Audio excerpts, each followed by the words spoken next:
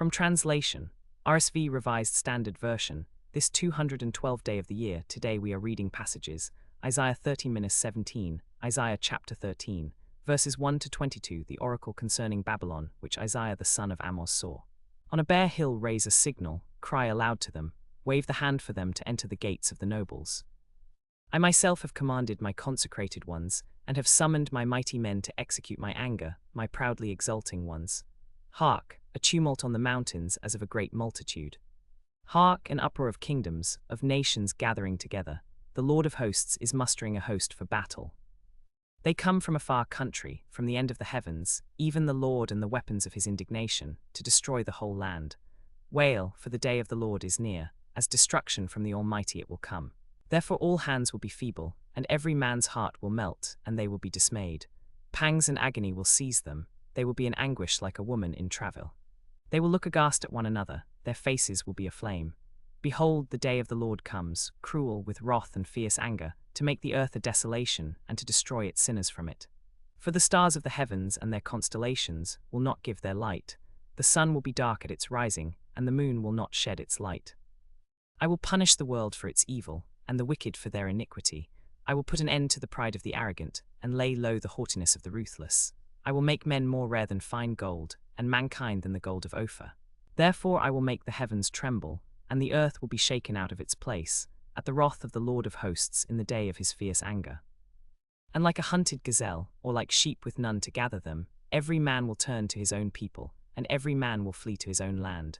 Whoever is found will be thrust through, and whoever is caught will fall by the sword.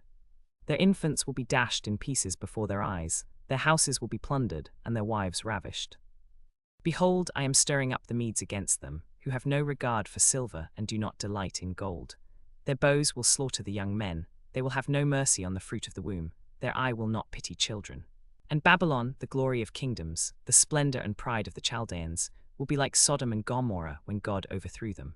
It will never be inhabited or dwelt in for all generations. No Arab will pitch his tent there, no shepherds will make their flocks lie down there, but wild beasts will lie down there, and its houses will be full of howling creatures.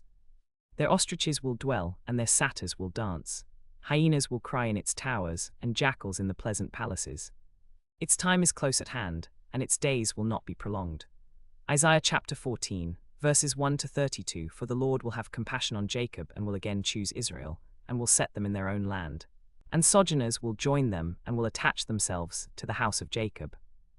And the peoples will take them and bring them to their place, and the house of Israel will possess them in the Lord's land as male and female slaves.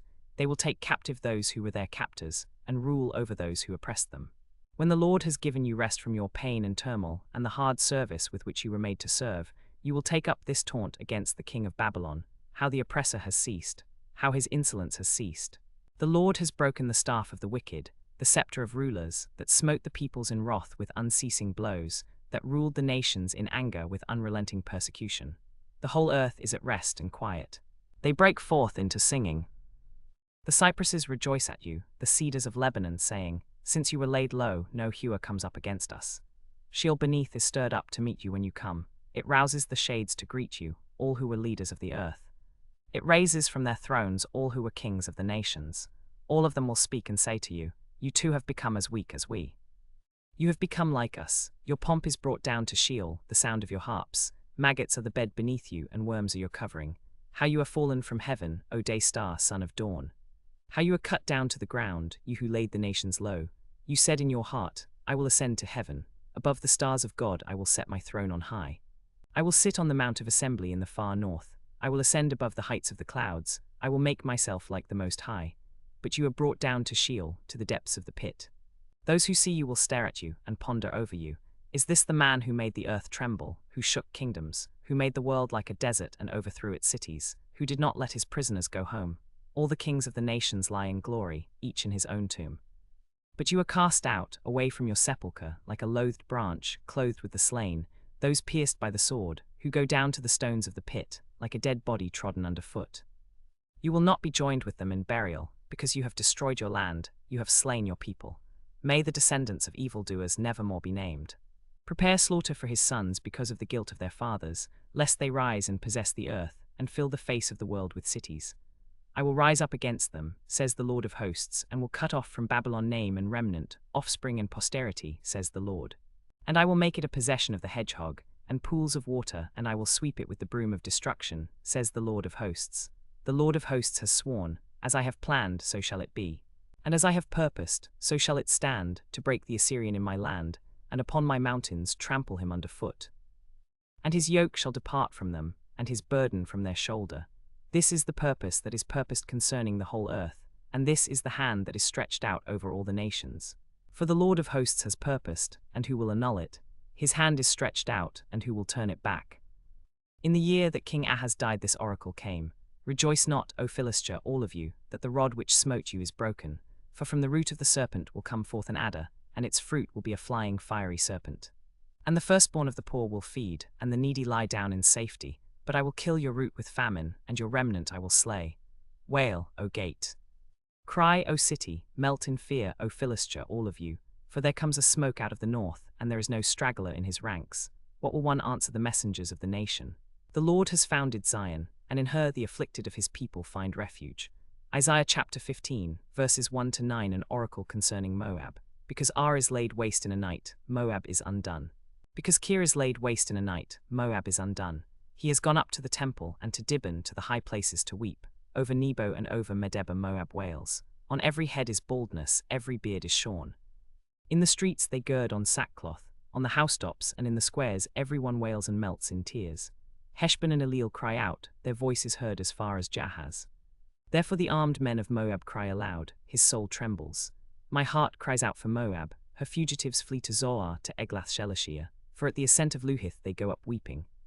On the road to Horonaim they raise a cry of destruction, for the waters of Nimrim are a desolation. The grass is withered, the new growth fails, there is no green thing. Therefore the abundance they have gained, and what they have laid up they carry away over the brook of the willows. For the cry has gone round the border of Moab, her wailing to Eglaim, and her wailing to Beer-elim. For the waters of Dibon are full of blood, but I will bring upon Dibon more than a lion, those who are left for the slain. Isaiah chapter 16, verses 1-14. They send the lambs to the ruler of the land, from Selah by way of the desert, to the mount of the daughter of Zion. Like fleeing birds, like a scattered nest, so are the daughters of Moab at the fords of the Arnon. Give counsel, execute justice. Make your shade like night at the height of noon. Hide the outcasts, betray not the fugitive. Let the outcasts of Moab sojourn with you, be their shelter from the destroyer. When the oppressor is no more, and destruction has ceased, and he who tramples underfoot has vanished from the land, then a throne will be established in steadfast love, and on it will sit in faithfulness in the tent of David one who judges and seeks justice and is swift to do righteousness.